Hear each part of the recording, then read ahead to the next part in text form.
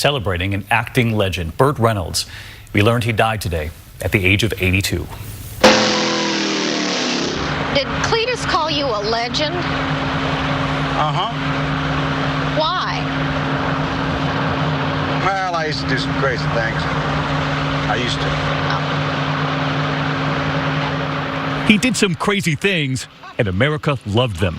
His starring role in Smokey and the Bandit, and so many roles before that.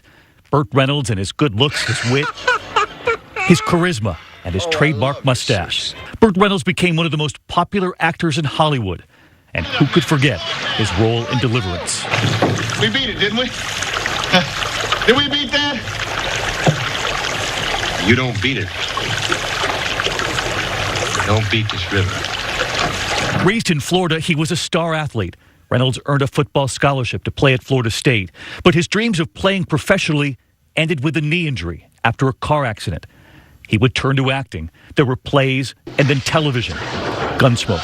All right, now get out of here while you still can. Reynolds was one of the most popular leading men in the 70s and 80s, but his most memorable role was always that one opposite Sally Field. Sorry, I don't want to get married. Terrific. That makes two of us. The two would share a romance off-screen. He would also date Farrah Fawcett, Dinah Shore, and his longtime love, Lonnie Anderson. And later in his career, a comeback in Boogie Nights. Jack Warner, filmmaker. Really? Yeah. The role would earn Reynolds an Oscar nomination and a Golden Globe. And reflecting on his life, Burt Reynolds wrote, "I always wanted to experience everything and go down swinging. Well, so far, so good. Nobody had more fun than I did." Hollywood love stories, Bogey and Bacall, Tracy and Hepburn, but there was also Burt and Sally. They were on-screen magic, Burt Reynolds and Sally Field.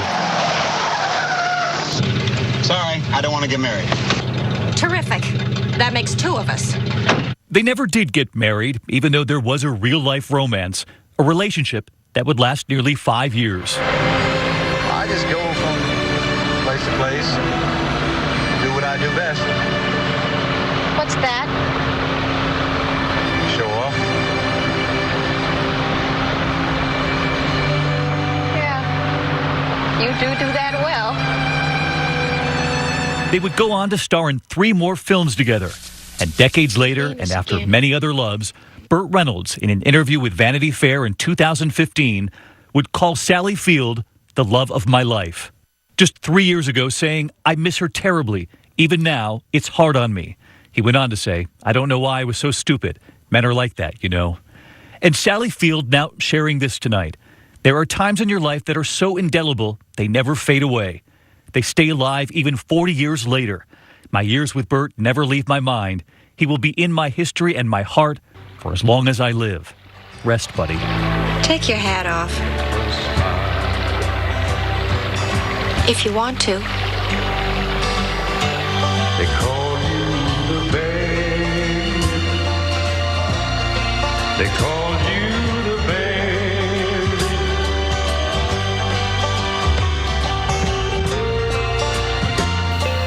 Hard to beat that chemistry, on screen and off.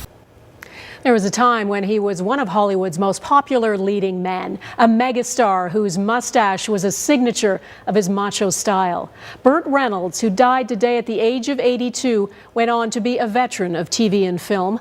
Our Mike LeCouture has a look back at his legacy and life on the big screen. Where are we going? No, don't tell me. Let me guess. For a generation, Burt Reynolds was a man's man, one of Hollywood's biggest stars and sex symbols. A mix of machismo, swagger, and that mustache. Hey, why don't you slip into something comfortable? He carried movies and TV projects in the 70s and 80s, from Smokey and the Bandit to Deliverance, and The Longest Yard, where he tapped into his past as a college football player. Stick this in your trophy case.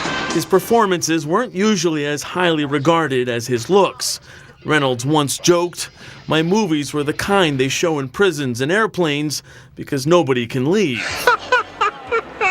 He became known as much for the roles he turned down, like James Bond and Han Solo, as for his high-profile romances. Where you had your ex-wife on the show. What possessed you to do that? I don't know. His marriage to actress Judy Carn lasted 2 years. A relationship with Sally Field went on for 5.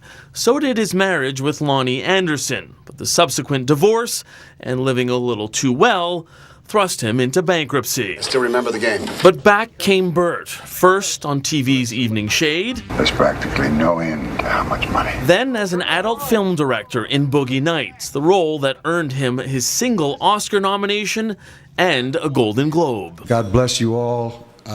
Just remember that the old Stradivarius plays better than the new ones. Do you now?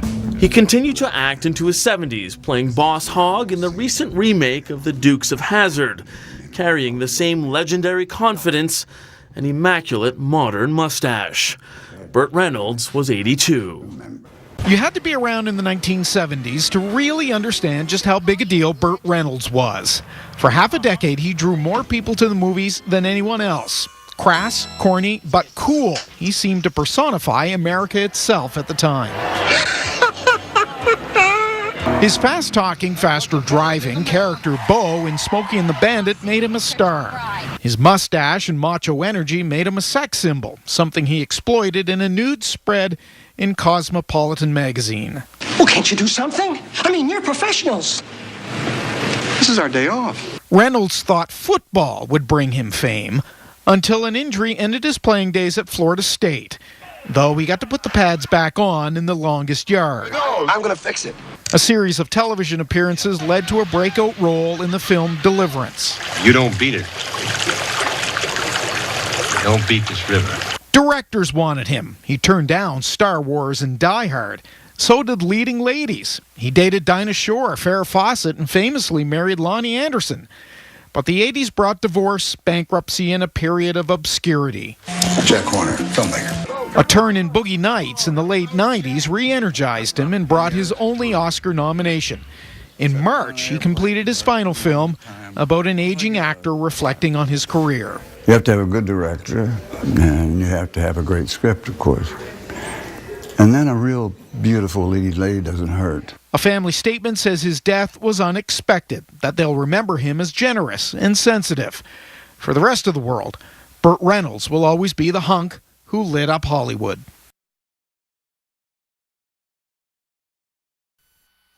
Funny tonight here, Burt Reynolds himself on how he wants to be remembered. It was the last paragraph from Burt Reynolds' 2015 memoir just 3 years ago.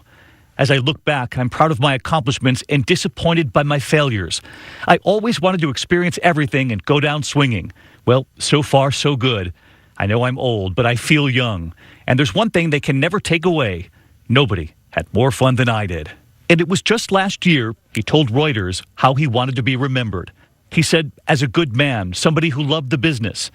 And he added, I can't stand it when I hear certain actors talk about how horrible their life is when they're working.